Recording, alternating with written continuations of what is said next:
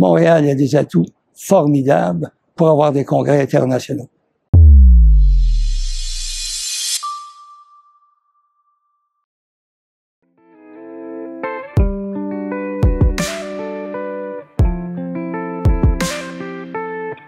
Alors, nous étions 3 personnes.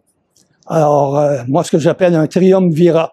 Il n'y avait pas de César, mais on était 3 collègues d'une homogénéité et aussi d'une harmonie qui a été extraordinaire. Alors, le premier était Dr. Aaron Chuckallingham, le deuxième, Dr. Gilles Paradis, et moi, j'étais le 3e.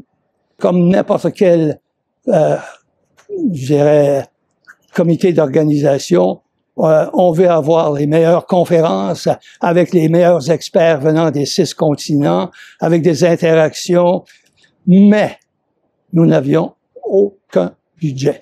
Et avec nos grandes ambitions, pour nous, ça a été vraiment un défi. Nous avons eu une très bonne collaboration. Ça a été parfait. Les salles pour les conférences, la même chose pour les tableaux, pour les affiches. Alors, la collaboration a été superbe avec le Palais des Congrès et son personnel. Et s'il y a eu vraiment quelque chose qui est à souligner, c'est que souvent, la 4e conférence a été citée comme un modèle de réussite au point de vue du programme scientifique, de l'organisation et, bien sûr, du succès financier. Le moment marquant pour moi, du moins, qui était le président, c'est qu'on avait un collaborateur qui était vraiment la personne responsable avec le Palais des Congrès. Et 2 ans avant le début du congrès, il est décédé subitement.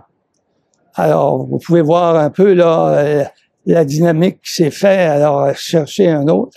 Et là, à notre grande surprise, son épouse nous a dit, écoutez, moi je suis capable de prendre la relève. Puis là, on a parlé avec les gens du palais en disant, écoutez, voici la situation. Et je peux vous dire qu'ils ont, le palais a facilité les tâches de cette personne pour ce qui est de tout ce qui était des activités à l'intérieur du palais. Alors, il y en a eu beaucoup.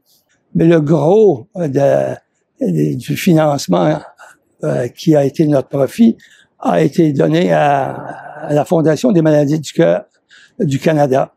Pour la simple bonne raison qu'on a voulu créer un programme, et c'était les seuls qui pouvaient faire ça, pour avoir une bourse, pour former des jeunes en prévention des maladies cardiovasculaires. Et cette bourse continue. Alors, quand vous me parlez d'héritage, c'en est un héritage. Au point de vue international, il y a eu aussi beaucoup d'impact. Alors, il y a eu des échanges qui ont été faits ici, et ces échanges-là ont continué. Ça a facilité les autres conférences aussi. Alors, donc, il y a eu cette cascade qui s'est faite. C'est sûr, c'est des souvenirs. Mais le palais a été tellement transformé. Alors, pour nous, ça a été des découvertes. C'était important de revoir tout ça. Parce qu'on est sorti de cette visite-là avec une certaine fierté. Vous savez, on va souvent, comme chercheur, à différents congrès, que ce soit en Europe ou ici au Canada, qu'on pense à Vancouver avec son centre qui est superbe aussi. Alors, mais ici, on n'a rien à envier à personne. Je pense que lorsqu'on regarde les facilités que le Palais des Congrès a, lorsqu'on regarde sa localisation, je pense que Montréal a des atouts formidables pour avoir des congrès internationaux.